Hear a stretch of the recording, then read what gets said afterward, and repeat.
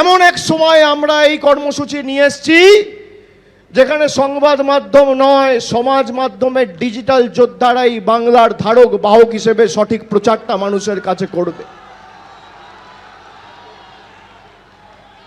আমরা কাউকে ছোট করি না, কিন্তু আমার কথা, আমাদের প্রদেশ, আমাদের রাজ্যে, আমাদের মাটির, আমাদের সরকারের সাফল্যের কথা যদি সংবাদ মাধ্যম, সংবাদ পত্রিকা না দেখায়, তাহলে আমাদের দায়িত্ব, সেই দায়ভার আমাদের কাঁধে তুলে নিয়ে মানুষের কাছে সঠিকভাবে সেটা উপস্থাপিত করা। এবার তার জন্য যে প্ল্যাটফর্মগুলো রয়েছে সোশ্যাল মিডিয়ায়, ফেসবুক রয়েছে, টুইটার যেটাকে এখন এক্স বলা হয়, হোয়াটসঅ্যাপ রয়েছে, ইউটিউব রয়েছে।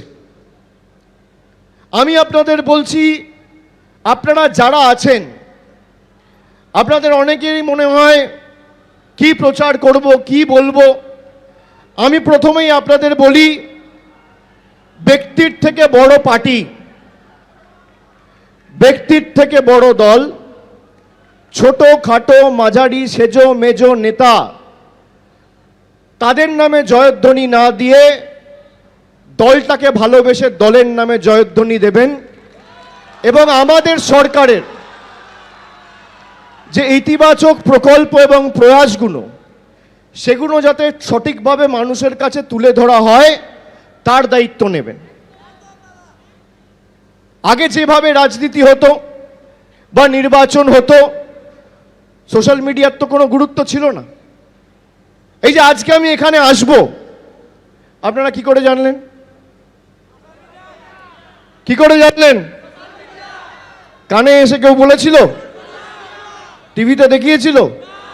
খবরে ছেপেছিল? এটাই সোশ্যাল মিডিয়ার শক্তি। আপনারা যে এত লোক এসছেন এখানে, কি করে জানলেন আজকে তৃণমূলের সভা হবে, সেখানে এত লোক আসবে, ট্রেনিং দেওয়া হবে, বক্তব্য রাখা হবে?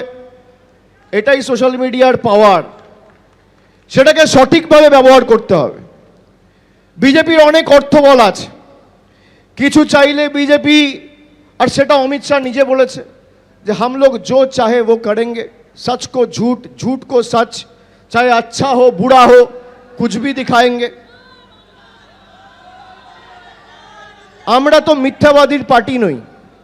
আমরা মিথ্যাকে সত্য বলে চালাতে পারবো না, আর সত্যকে মিথ্যা বলে চালাতে পারবো না। আমাদের আদর্শ রয়েছে, সংগ্রামের উপর মমতা বন্দ্যোপাধ্যায়ের আন্দোলনের উপর দল তৈরি হয়েছে। আমাদের নিজস্ব আদর্শের উপর আমরা দল করি। আমরা সত্যিকে মিথ্যা বলে আর মিথ্যাকে সত্যি বলে রটনাকে ঘটনা বানিয়ে দেখাতে পারবো না, যেটা বিজেপি করে।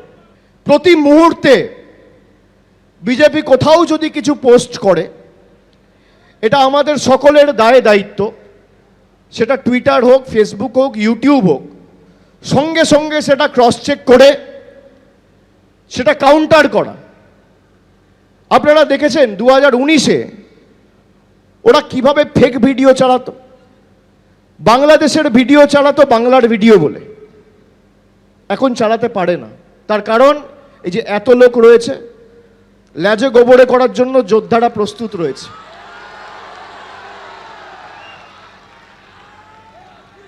বিজেপির অনেক শক্তি, কিন্তু মানুষ তো তৃণমূলের সাথে।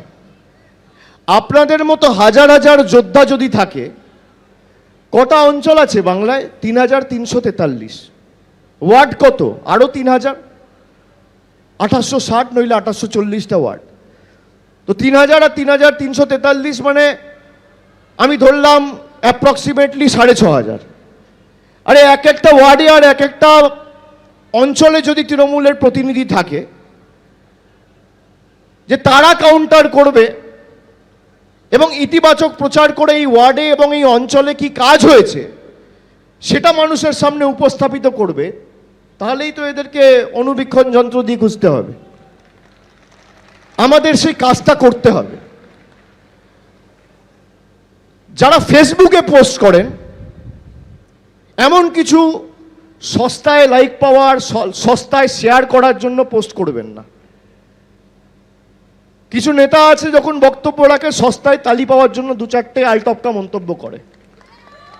সেরম কোনো পোস্ট যে চারটে বাড়তি আমি লাইক পাবো বা 5 জন বাড়তি শেয়ার করবে, এটা ভেবে করবেন না। এটা আমার একান্ত অনুরোধ। যুক্তি দিয়ে কাজ করতে হবে। আমাদের কাছে তো যুক্তি রয়েছে।